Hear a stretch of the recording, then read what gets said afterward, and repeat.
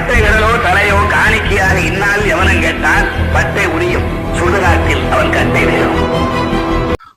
குரங்கு வந்து குற்றவாளிக்கு உண்டுல நினைச்சான். நீதிபதி வந்து உன்னோட கருத்து என்ன, உன்னை தண்டிக்கிறது எனக்கு அதிகாரம் இருக்கு, உனக்கு உன் சைடு என்ன இருக்கு அப்படின்னு சொல்லி கேட்டாராம். அதுக்கு வந்து குரங்கு சொன்னிச்சான், முன்ன பின்ன பார்த்து பேசுங்க எஜமா அப்படின்னு சொன்னிச்சான். இன்னும் என்னடா முன்ன பின்ன பார்த்து பேசுங்கன்னு பார்த்தோன்னே நீதிபதி பின்னாடி திரும்பி பார்த்தாக்க பெரிய பலாப்பழம் இருந்துச்சான். அதனால ஜட்ஜிகள் வந்து ஆதாயம் பெற்றுக்கொண்டு தீர்ப்பு சொல்றாங்களாங்கிறத நம்ம ஆராயணும்.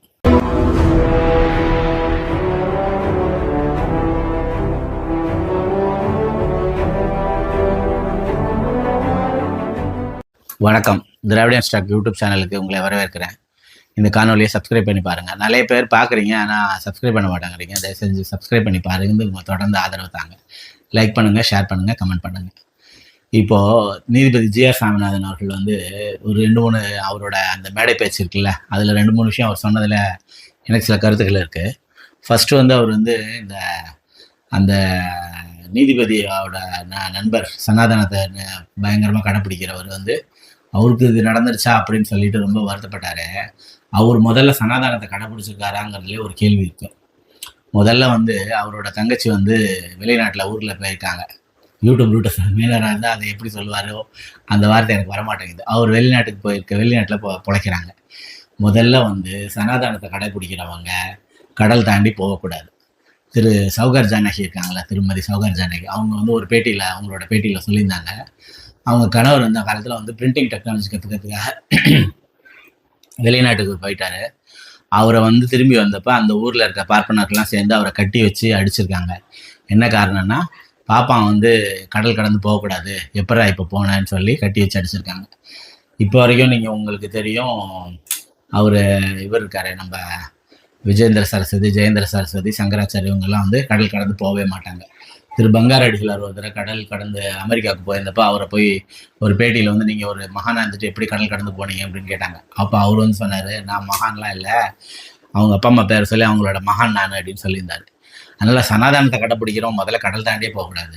எப்படி கட்டுக்குடிமைக்காரன் தங்கச்சியை வெளிநாட்டுக்கு அனுப்பினான், அதுவே முதல்ல சனாதனத்தை கிடையாது. ரெண்டாவது வந்து இந்த ஏற்றுக்கிறதுங்கல இந்த ஜிஆர்எஸ் வந்து பயங்கரமாக சினிமா பார்க்குறவர். அவர் ஏகப்பட்ட பார்த்தீங்கன்னா நீங்கள் ஏற்கனவே கல்யாண ஆவியல்னு ஒரு படத்தில் வந்து மதமாக காதலான்னு வரும்போது கதாநாயகி மதம் தான் முக்கியம்னு சொல்லிட்டு வந்துடுவான்.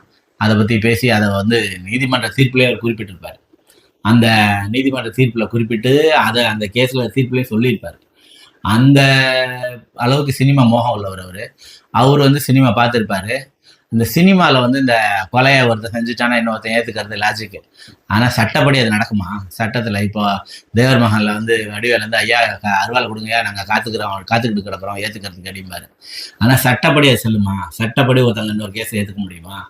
வெளிநாட்டில் வந்து இப்போ இந்த நர்ஸு ஒரு தூக்கு தண்டனை அறிவிக்கப்பட்டாங்களே வெளிநாட்டில் ஒரு நர்ஸு, அவங்க கேஸ்லேயும் சரி எதுலேயுமே சரி, வெளிநாட்டில் வந்து இந்த மாதிரி தூக்கு தண்டனையோ இல்லை மரண தண்டனையோ அறிவிக்கப்பட்டுட்டா அந்த எதிர்த்தரப்பில் யாரை கொலை பண்ணாங்களோ அவங்க தரப்பில் இருக்கவங்க வந்து மன்னிச்சுட்டாங்கன்னா அவங்கள வந்து விடுதலை பண்ணிடலாம். அப்படி ஒரு சட்டம் இருக்குது. அது வந்து பிளட் மணின்னு பேர். இப்போ இவங்களுக்கு கூட அந்த நர்ஸு கூட அதை பேசிகிட்டு இருக்காங்க. இதை பற்றின ஒரு படம் வந்து பெருமழை காலம்னு சொல்லிட்டு மலையாளத்தில் ரொம்ப ஃபேமஸான படம். மீரா ஜாஸ்மின் நடிச்சது. அவங்க ஆல் இண்டியா அவார்டு கூட அந்த படத்துக்கு வாங்கினாங்க. அந்த படத்தில் மீரா ஜாஸ்மினோட கணவர் வந்து காவிய மாதவனோட கணவரை வந்து கொண்டிருப்பாரு. அவங்க வந்து போய் கேட்டு அந்த இதில் வந்து கடைசியில் அது நல்லபடியாக முடிகிற மாதிரி அந்த படம் வந்திருக்கும். ஆனால் இந்திய சட்டத்தில் அந்த மாதிரிலாம் ஏற்றுக்கிறதோ இது பண்ணுறதோ எதுவுமே கிடையாது. எப்படி இந்த கேஸை இன்னொருத்தன் வந்து ஏற்றுக்கிட்டாங்கிறத இவங்க சொல்கிறாங்க. அதுவும் சனாதனப்படியே தப்பு. முதல்ல நீதிப்படி தப்பு இல்லை, சனாதனப்படியே தப்பு. ஒரு செஞ்ச தடுப்புக்கு தான் தண்டனை ஏற்றுக்கணும் போச்சு. இதில் என்ன ஆம்பளை தண்டனை இருக்குது, பொம்பளை தண்டனை இருக்குது. அதனால் அதுவே தப்பு. ஒரு சட்டம் படித்த ஒரு நீதிபதி, வேதம் படித்த ஒரு நீதிபதி, வேதம் படித்தபடி இந்த அமெரிக்காவுக்கு கடல் கலந்து போனவன் தப்பு. சட்டம் படித்த நீதிபதி இன்னொரு செஞ்சதை ஏற்றுக்கிட்டது ஒரு தப்பு. இப்போ இன்னொரு புதுவிதமான சட்ட தீர்ப்புகளை இவங்க சொல்கிறாங்க. பாபர் மசூதி கேஸு, மாலேகான் குண்டு வெடிப்பு, சங்கர்ராமன் கொலை வழக்கு, இப்போ இந்த நீதிபதியோட கட்டுக்குடிமை காரனோட கொலை வழக்கு, இதில் எல்லாம் வந்து இவங்க வந்து அவங்கள விடுதலை பண்ணுறாங்க. மாரிதாசை விடுதலை பண்றாங்க, சவுக்கு சங்கரை விடுதலை பண்றாங்க, எல்லாம் சரி. இதுல ஒரு விஷயம் இருக்கு. இந்த ஒரு கோர்ட்டுக்கு ஒரு இது வருது, இவங்க வந்து அந்த தப்பு நடக்கலன்னு சொல்லி, அந்த கொலையை அவங்க பண்ணலன்னு சொல்லி விடுதலை பண்ணிடுறாங்க. அப்ப அந்த உண்மையான இது சம்பவத்தை செஞ்சது யாரு? பாபர் மசூதி எடுத்து இவங்க எல்லாம் இல்லைன்னா, பாபர் மசூதி எடுத்து யாரு? இந்தியா போன்ற ஒரு இவ்வளவு பெரிய ஒரு நாட்டுல, இவ்வளவு சட்டங்கள் உள்ள ஐபிசி சட்டங்கள் உள்ள ஒரு நாட்டுல, அந்த உண்மையா பாபர் மசூதியை இடிச்சவங்கிற ஒருத்தனை வந்து கண்டுபிடிக்கவோ தண்டிக்கவோ முடியலன்னா, அப்புறம் இந்திய சட்டங்கிறது என்ன? மாலேகான் குண்டு வெடிப்புல வந்து பிரக்யா சிங் தாக்கூர் செய்யல. அப்ப உண்மையிலேயே மாலேகான்ல குண்டு வெடிச்சது யாரு? உண்மையிலேயே இது பண்ணது யாரு? சங்கர்ராமன் கொலை வழக்குல சங்கர்ராமனோட பையன் ஒரு கேட்டாரு, ஜெயந்திர சரஸ்வதி எங்க அப்பா வெட்டல, ஓகே அது சரி, தீர்ப்பு சொல்லிட்டீங்க, அப்ப எங்க அப்பா அறுவல் எடுத்து தானே வெட்டிட்டாரான்னு சங்கர்ராமன் கேட்டாரு. இன்ன வரைக்கும் சங்கர்ராமனை கொலை பண்ணது யாருங்கிற தீர்ப்பு இன்ன வரைக்கும் கிடையாது. அதே மாதிரிதான் இந்த நீதிபதி காரை ஏற்றி கொண்டாதான் நாங்க பார்த்தோம், அந்த டிரைவரை நாங்க பார்க்கலன்னு சொல்லிட்டாங்க. அப்ப கார் குழப்பமா? அந்த கார்ல இருந்த டிரைவர் யாரு? அதுக்கு அதை விசாரிக்கவோ இது பண்ணவோ காவல்துறைக்கு இதுவே கிடையாதா? ஒரு தவறான தீர்ப்பை ஒருத்தவங்க சொல்றாங்க, சரி சரியாவே சொல்லிட்டதாவும் நீங்க எடுத்துக்கங்க.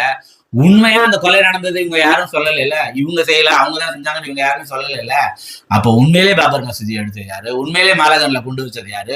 உண்மையிலே சங்கர்ராமனை கொண்டது யாரு? உண்மையிலேயே கட்டுக்குடிக்காரன் தான் ஏத்துக்கிட்டு தங்கச்சிக்காக ஏத்துக்கிட்டு கொலை பண்ண அந்த அப்பாவியை கொண்டது யாரு? இதுக்கான தீர்ப்பு கிடைக்கவே கிடையாதா? சட்டம் ஆட்சி செய்யற நாடு தானே இது, சட்டத்து பிடியில தானே இந்த ஆட்சி இருக்கு, சட்டப்படி தானே நடக்கணும்.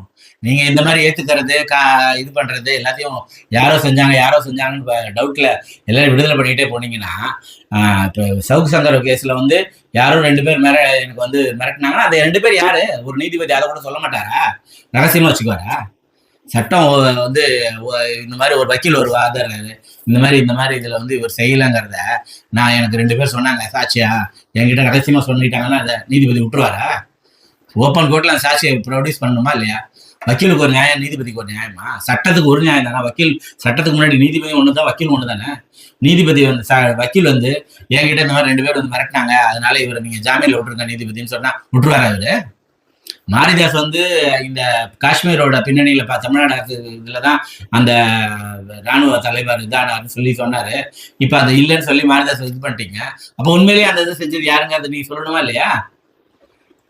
எந்த விதமான நியாய தர்மமும் இல்லாம, எந்த விதமான சட்டங்களும் ஃபாலோ பண்ணாம ஒருத்தன் வாய்க்கு வந்ததெல்லாம் பேசுவான்னா, அது வந்து எப்படி சட்டப்படி நடக்கிற ஆட்சி? அப்போ மோடியோ அமித்ஷாவோ இந்த உள்துறையோ சட்டத்துறையோ இந்தியாவோ அரசாங்கமோ எதுவுமே சட்டப்படி நடக்காதா?